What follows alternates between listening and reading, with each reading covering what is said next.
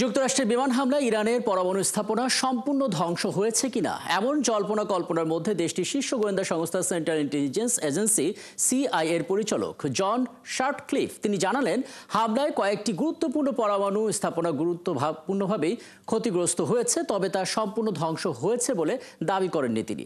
ওদিকে ইরান যদি পারমাণবিক সমৃদ্ধকরণ কর্মসূচি পুনরায় শুরু করার চেষ্টা করে তাহলে আবারও হামলার হুঁশিয়ারি দিয়েছেন মার্কিন প্রেসিডেন্ট ডোনাল্ড ট্রাম্প। বিস্তারিত জানাচ্ছেন শারমিন স্বপ্না। ইরান পরমাণু সমৃদ্ধকরণ করছে এমন অভিযোগে ১৩ জুন দেশটিতে হামলা চালায় ইসরায়েল। এরপর সেই সংঘাতের ১০ম দিনে ২২ জুন ইরানের ফোর্দো, নাতানজ ও ইস্পাহান এই ৩টি পরমাণু স্থাপনা লক্ষ্য করে বিমান হামলা চালায় মিত্রদেশ যুক্তরাষ্ট্র।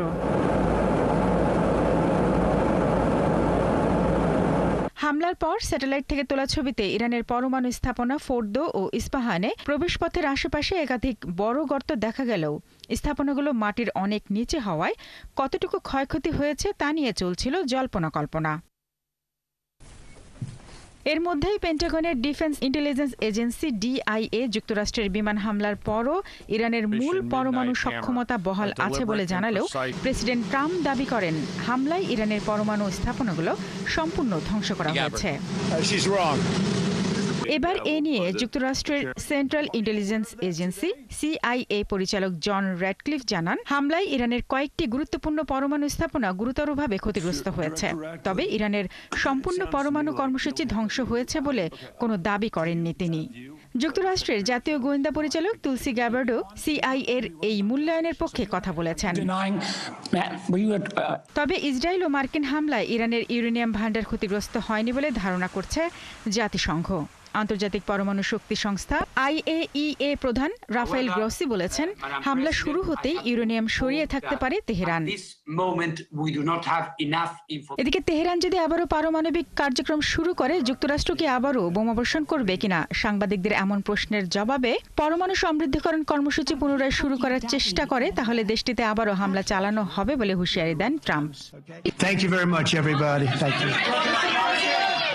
ট্রাম্পের হুমকির জবাবে IRGC commander general Mohammad Pakpour হুমকি দেন, শত্রুরা যদি ভুল করে তবে আরো কঠিন ও শক্তিশালী জবাব দেয়া হবে। শারমিন স্বপ্না, ৭১। টানা ১২ দিন ধরে ইরানের ওপর লাগাতার বিমান হামলা চালিয়ে কি অর্জন করেছে ইসরায়েল, সেটি নিয়ে চলছে ব্যাপক আলোচনা সমালোচনা। যুদ্ধবিরতির ঘোষণা দিয়েও লক্ষ্য পূরণ হয়েছে বলে দাবি করেন ইসরায়েলের প্রধানমন্ত্রী বেনিয়ামিন নেতানিয়াহু। তবে বাস্তব চিত্র কিন্তু ভিন্ন কথাই বলছে, এমনটা মনে করছেন বিশ্লেষকরা। আরো জানাচ্ছেন ঋতু সাহা। যুদ্ধ শুরুর সময় ইসরায়েলের প্রধানমন্ত্রী বেনিয়ামিন নেতানিয়াহু ইরানের পরমাণু কর্মসূচিকে ধ্বংস করা এবং দেশটির সরকার পরিবর্তনের কথা বলেছিলেন। টানা ১২ দিন যুদ্ধের পর প্রশ্ন উঠেছে, ইসরায়েল কি সত্যি ইরানের পারমাণবিক কর্মসূচি ধ্বংস করতে পেরেছে? বিশ্লেষকরা বলছেন, লাগাতার হামলায় তেহরানের পারমাণবিক স্থাপনাগুলো ক্ষতিগ্রস্ত হলেও পুরোপুরি ধ্বংস হয়নি। তারা বলছেন, যুক্তরাষ্ট্রের হামলার আগে ইরান সম্ভবত অত্যন্ত সুরক্ষিত ও ভূগর্ভস্থ পারমাণবিক স্থাপনা ফোর্দোতে থাকা গোপন ফিশনযোগ্য পদার্থ সরিয়ে নেয়, যা ছিল দেশটির পুরো পারমাণবিক কর্মসূচির মূল বিষয়। ফলে ইরানের পারমাণবিক কর্মসূচিকে ডিক্যাপিটেশন করা যায়নি বলে মনে করছেন বিশ্লেষকরা। যুদ্ধে ইসরায়েলের দ্বিতীয় লক্ষ্য ছিল ইরানের শাসন ব্যবস্থায় পরিবর্তন আনা। তবে বিশ্লেষকরা বলছেন, এর পুরো বিপরীত ঘটনাই ঘটেছে। ইসরায়েল বিশ্বাস করে শত্রুপক্ষের শীর্ষ নেতাদের হত্যা করলেই দুর্বল হয়ে পড়বে তারা। সেই কৌশলেই ইরানের রেভলিউশনারি গার্ড বাহিনীর শীর্ষ নেতাদের হত্যা করেছে। এই বাহিনী অনেক ইরানির অপছন্দের হলেও ইসরায়েলের হামলার সময় সাধারণ মানুষই সরকারের পাশে দাঁড়িয়েছে। এছাড়া দেশের ওপর আঘাত এসেছে, এই উপলব্ধি থেকে ইরানের বিরোধীরাও সরকারের সমর্থন করে। এর আগে এভিন কারাগারে হামলা করে ইসরায়েল দাবি করেছিল তারা রাজনৈতিক বন্দীদের সাহায্য করছে। বাস্তবে এতে বন্দীদের অবস্থা আরও খারাপ হয়, কারণ অনেককে গোপন স্থানে সরিয়ে নেওয়া হয়। পাশাপাশি ইসরায়েল ডুমসডে ক্লক বা ঘড়ি ধ্বংস কিংবা ইরানি রাষ্ট্রীয় টেলিভিশন IRIB ভবনে হামলার মতো প্রচেষ্টা আন্তর্জাতিক মহলে তেমন কোনো সমর্থন পায়নি। এদিকে যুক্তরাষ্ট্রের ইরানের পরমাণু স্থাপনায় হামলা আন্তর্জাতিক মহলে সমর্থন আদায় করতে পারেনি। বিশ্ব নেতারা ইসরায়েলের দৃষ্টিভঙ্গি সমর্থন করেনি। তারা কেউই বলেনি ইরান পুরোপুরি ইউরেনিয়াম সমৃদ্ধিকরণ বন্ধ করুক। তবে ইরান শুরু থেকে বলে আসছে তারা কোনো পারমাণবিক অস্ত্র বানাতে চায় না। যুদ্ধের শুরুতে ইসরায়েল ইরানের ওপর দ্রুততার সাথে আকাশে প্রাধান্য বিস্তার করতে পারলেও ইরানি ক্ষেপণাস্ত্র বহুবার ইসরায়েলের ভেতরে আঘাত হানে, দেশব্যাপী আতঙ্ক ছড়িয়ে দেয় এবং গুরুত্বপূর্ণ অবকাঠামো ধ্বংস করে।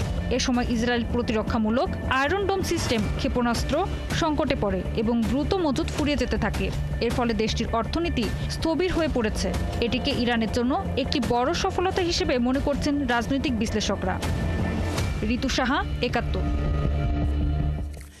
পারমাণবিক চুক্তির বিষয়ে আগামী সপ্তাহে যুক্তরাষ্ট্র আর ইরানের কর্মকর্তাদের মাঝে বৈঠক অনুষ্ঠিত হবে বলে জানিয়েছেন মার্কিন প্রেসিডেন্ট ডোনাল্ড ট্রাম্প। বুধবার নেদারল্যান্ডসের হেগে ন্যাটোর সম্মেলনের সময় এক সংবাদ সম্মেলনে এই তথ্য জানান তিনি।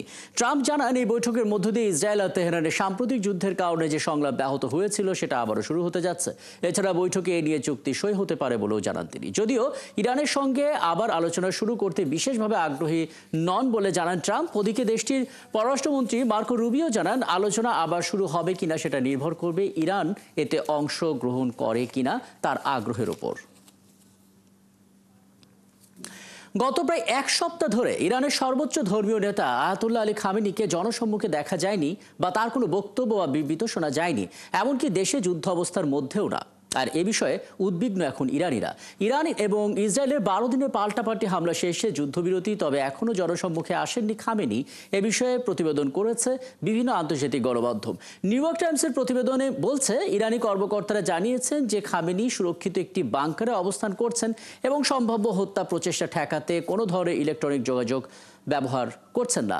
তবে তার এই অনুপস্থিতি ইরানের রাজনৈতিক মহল থেকে সাধারণ জনগণের মধ্যে একটা অস্থিরতা তৈরি করেছে। ইরানি গোয়েন্দা সংস্থাগুলোর ধারণা, ইসরায়েল এখনও খামেনিকে হত্যা করার চেষ্টা করতে পারে, এমনকি যুদ্ধবিরতির মাঝেও। তাই খামেনিকে বিশ্ব থেকে পুরোপুরি বিচ্ছিন্ন রেখে কঠোর নিরাপত্তা নিশ্চিত করা হয়েছে।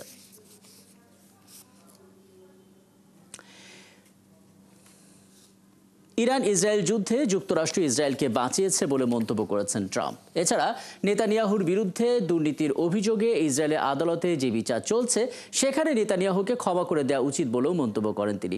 সামাজিক যোগাযোগ মাধ্যম ট্রুথ সোশ্যালে দেয়া এক পোস্টে ট্রাম্প নেতানিয়াহুকে মহান নায়ক বলে উল্লেখ করেছেন। ট্রাম্প দুর্নীতির অভিযোগে নেতানিয়াহুর বিরুদ্ধে চলা বিচার কাজ বাতিল করতে দেশটির প্রতি আহ্বানও জানিয়েছেন। ইসরায়েলে 2019 সালে নেতানিয়াহুর বিরুদ্ধে ঘুষ, প্রতারণা এবং বিশ্বাসঘাতকতার অভিযোগ আনা হয়, তবে এসব অভিযোগের সবই অস্বীকার করেছেন নেতানিয়াহু।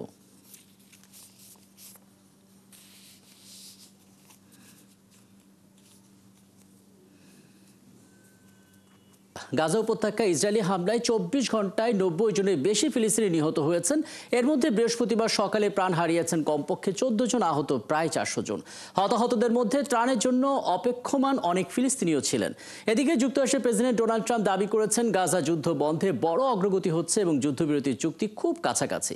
অন্যদিকে কাতার জানিয়েছে, কয়েকদিনের মধ্যে পরোক্ষ আলোচনায় বসতে পারে ইসরায়েল এবং হামাস।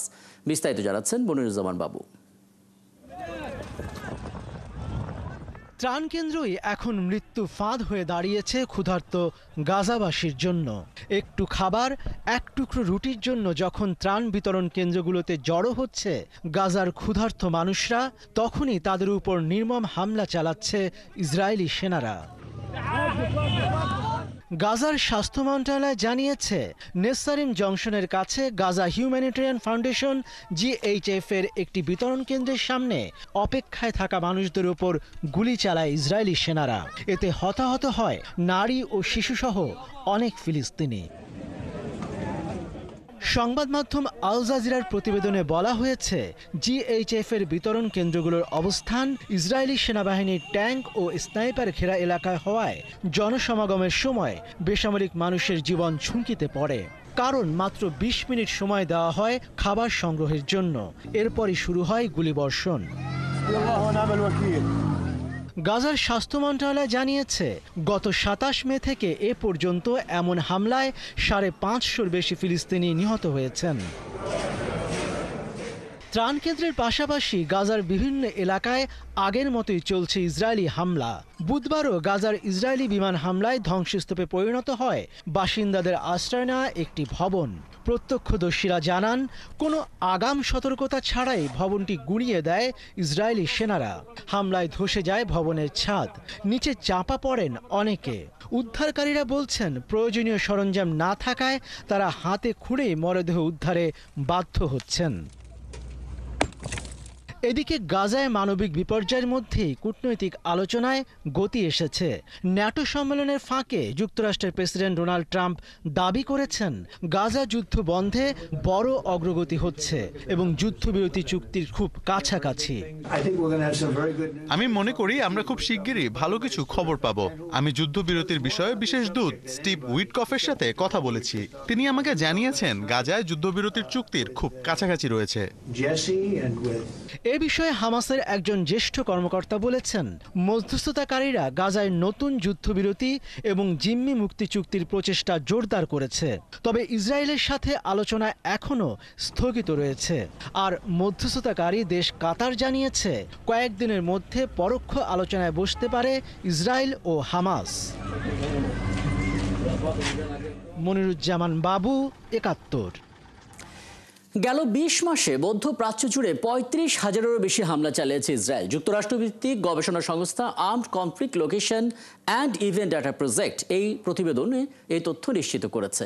সংস্থাটির সাম্প্রতিক প্রতিবেদন বলছে, ২০২৩ সালের ৭ অক্টোবর থেকে ২০২৫ সালের জুন অবধি মধ্যপ্রাচ্যে ইসরায়েল মোট ৩৫,০০০-এরও বেশি সামরিক হামলা চালিয়েছে। এর মধ্যে কেবল ফিলিস্তিনে হামলা হয়েছে ১৮,২৩৫ বার, লেবাননে ১৫,৫২০, সিরিয়ায় ৬১৬ বার, ইরানে ৫৮ বার এবং ইয়েমেনে ৩৯ বার হামলা চালিয়েছে দেশটি। সাম্প্রতিক বছরগুলোতে মধ্যপ্রাচ্য জুড়ে ইসরায়েলের সামরিক তৎপরতা নজিরবিহীনভাবে বিস্তৃত হয়েছে। যুক্তরাষ্ট্রের পূর্ণ সমর্থন নিয়ে দেশটি ধারাবাহিকভাবে একাধিক প্রতিবেশী রাষ্ট্রে হামলা চালিয়ে যাচ্ছে। গত প্রায় ২ বছরে ফিলিস্তিন, লেবানন, সিরিয়া, ইরান এবং ইয়েমেনে একের পর এক বিমান আর ক্ষেপণাস্ত্র হামলা চালিয়ে গেছে ইসরায়েল।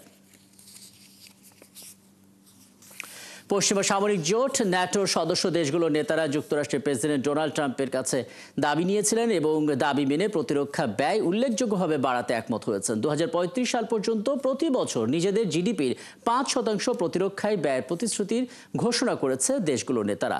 ন্যাটো শীর্ষ সম্মেলনের মঞ্চে জোটের প্রতিরক্ষা ব্যয় সংক্রান্ত ঘোষণা দেন ন্যাটো নেতারা। প্রতিরক্ষা প্রতিশ্রুতিতে প্রতি বছর মূল প্রতিরক্ষা প্রয়োজনীয়তার জন্য জিডিপির কমপক্ষে ৩.৫% বিনিয়োগ থাকবে। পাশাপাশি অবকাঠামো সুরক্ষা, সাথে প্রতিরক্ষা সংশ্লিষ্ট শিল্প খাতকে শক্তিশালী করতে আরও ১.৫% পর্যন্ত ব্যয় করা হবে। ন্যাটো নেতারা বলেন, ইউরো আটলান্টিক অঞ্চলে রাশিয়ার দীর্ঘমেয়াদী হুমকি আর সন্ত্রাসবাদের স্থায়ী হুমকি মোকাবেলায় এসব বিনিয়োগ অপরিহার্য। ন্যাটোর মহাসচিব মার্ক রুট বলেন, ইউরোপের দেশ এবং কানাডার জন্য অতিরিক্ত এই ব্যয় মেটানো সহজ হবে না, তবে এটি এখন সময়ের দাবি। রুশ প্রেসিডেন্ট ভ্লাদিমির পুতিনকে যুদ্ধ অপরাধী হিসেবে বিচার করার আহ্বান জানিয়েছেন ইউক্রেনের প্রেসিডেন্ট ভলোদিমির জেলেনস্কি। ন্যাটো শীর্ষ সম্মেলনে যোগ দিয়ে ইউক্রেনে রাশিয়ার হামলার জন্য পুতিন সহ রুশ কর্মকর্তাদের বিচারের জন্য একটি বিশেষ ট্রাইব্যুনাল গঠনের জন্য কাউন্সিল অফ ইউরোপের সাথে একটি চুক্তি স্বাক্ষরও করেন তিনি। দেখাতে হবে যে আগ্রাসন চালালে শাস্তি পেতে হয় এবং আমাদের অবশ্যই সেটা একসাথে নিশ্চিত করতে হবে। সমগ্র ইউরোপকে এগিয়ে আসতে হবে।